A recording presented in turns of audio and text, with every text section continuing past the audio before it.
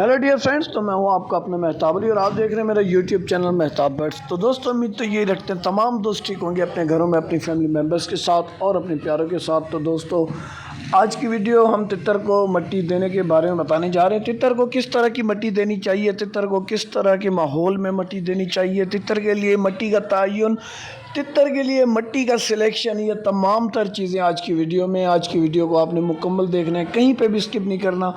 आज आप लोगों को ऐसी मालूमात तितर के बारे में देने जा रहा हूँ, तितर को ख़ास तौर मिट्टी देने के बारे में। आज ऐसी बेहतरीन और ऐसा समझें कि ऐसी मतलब एक फौलादी मतलब आप लोगों को मैं नुस्खा देने जा रहा हूँ कि जी आप लोग सुनने के बाद दुआएं देंगे।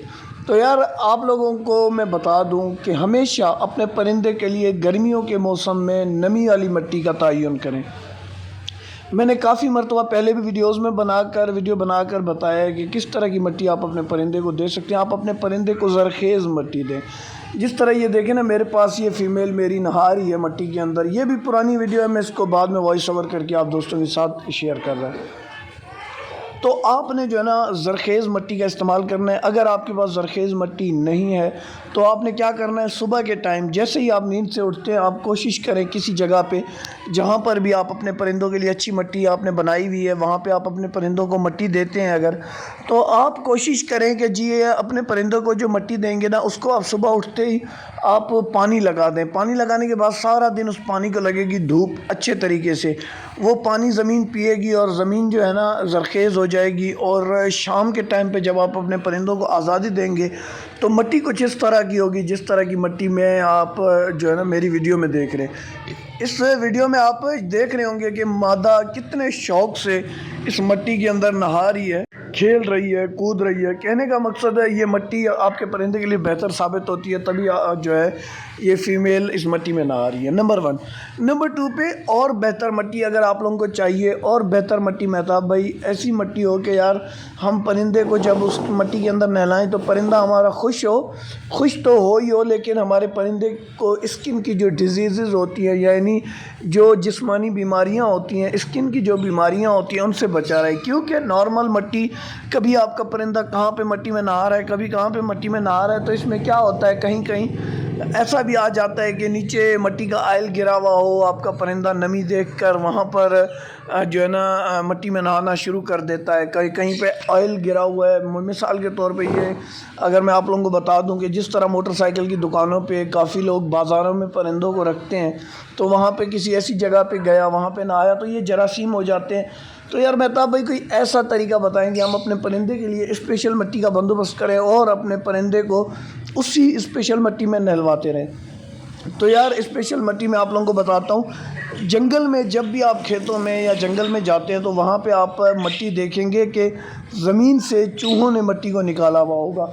चूहा, खरगोश जो है ना, इनके हाथों से, इनके पंजों से जो निकाली हुई मिट्टी जो होती है, वो आपके परिंदों के लिए 100 to 100% करामत साबित होती है। क्योंकि ऊपर वाली मिट्टी को वो फेंक देते हैं और जो अंदर से मिट्टी साफ़ सुथरी निकलती है उसको वो वहीं पे स्टोर करके रखते हैं। अगर आपको चूहे की मिट्टी मिल जाए, उसको हम सिंधी में कहते हैं चूहे की केर।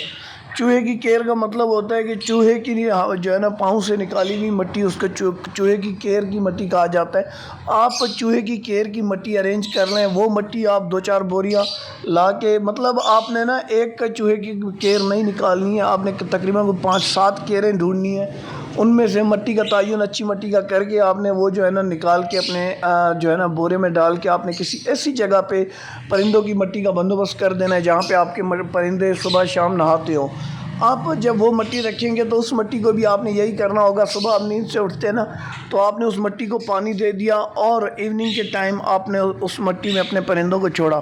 या तो आप ये भी कर सकते हैं, अगर और बेहतर रिज़ल्ट चाहते हैं तो आपने सुबह के टाइम बहुत ज़्यादा पानी डाल के मिट्टी को गीला कर दिया।